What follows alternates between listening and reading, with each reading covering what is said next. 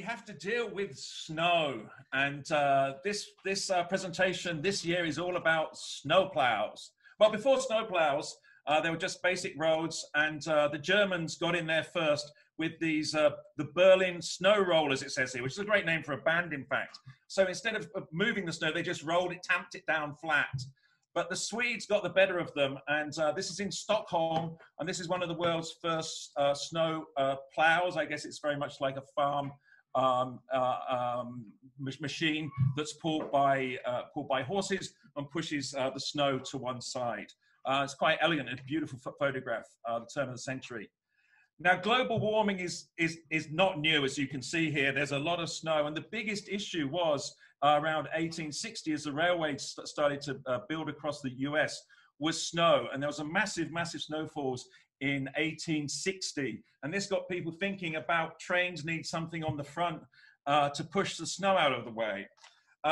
This one is in Levi's in Quebec, and it was shot in 1869, where they could push the snow out of the way, but it just didn't kind of get out of the way, and it was just sort of stuffed there, and was a real struggle for trains to go forward.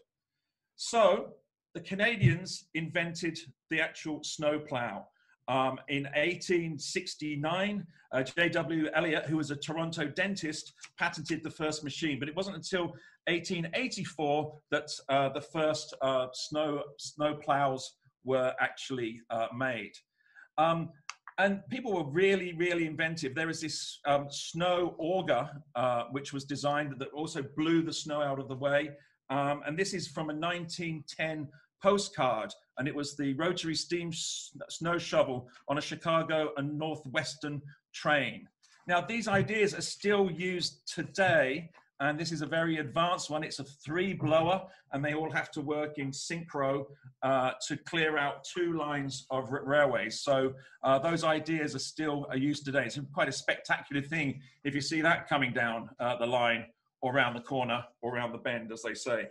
So yeah, and just the most bizarre machines too, huh? This auger, which sort of screws gets the snow out of the way. It's no good blowing it. You need to actually get it out of the way and push it up through. But I really love this. This is 1923. So awesome machines. Now this one is in Pennsylvania. It's in a museum in Calder Sports Railroad Museum. And the car listed on the roster is RR8050, and is a beautiful specimen. It somehow looks like it's a cross between a submarine and a boat, not so much snowplow. This one looks like it's going to be talking to you, yap, yap, yap, yap, yap. But just really bizarre shapes, and you know, quite scary. Looks like from a horror movie of some description. This one is from Big Valley in Alberta, and its serial number is CN55351. So there you go. Now, this stylish snowplow would be attached to the front of the lead locomotive and pushed ahead of the train at the Western Pacific Railroad Museum in Portola, California. Yeah, and just really, really strong graphics too. That could be on an album cover as well, I think. A Union Pacific train.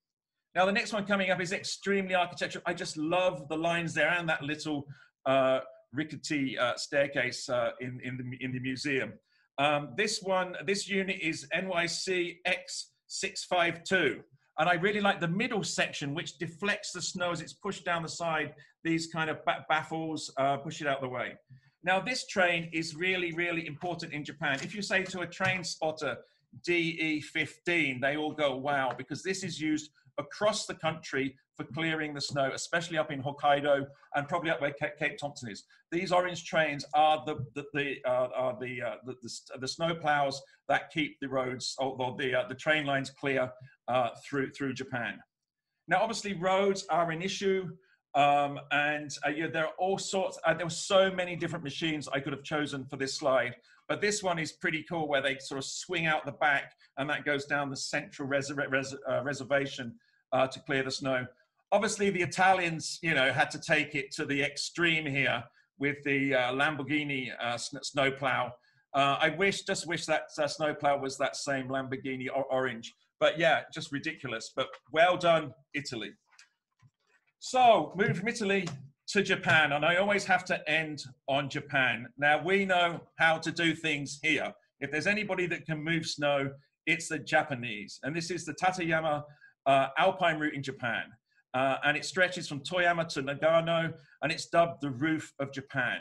And there is an incredible stretch of road which just opens in the winter where these buses go through. Now, to start with, as snow falls, these snow blowers go through to keep the road open. And then as the walls form, they have to find different ways to actually trim it back. But the Japanese are an ingenious race, and one of the reasons why we're here. And they've got all sorts of incredible machines that keep those sides vertical. There's no, that's perfect. It's not 1 degree out, it's completely plumb.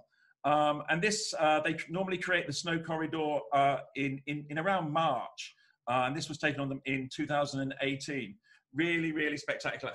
But Japan wouldn't be the same without its kawaii, cute things. And this is Yuki Taro. Yuki means snow in Japanese. And this remarkable robotic, you know, it's like one of those vacuum cleaners that runs around.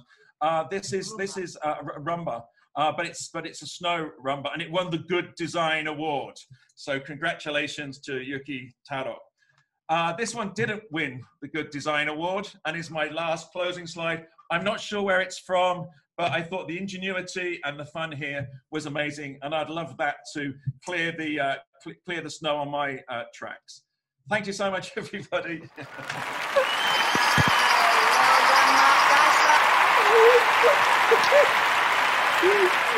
This one didn't win the Good Design Award.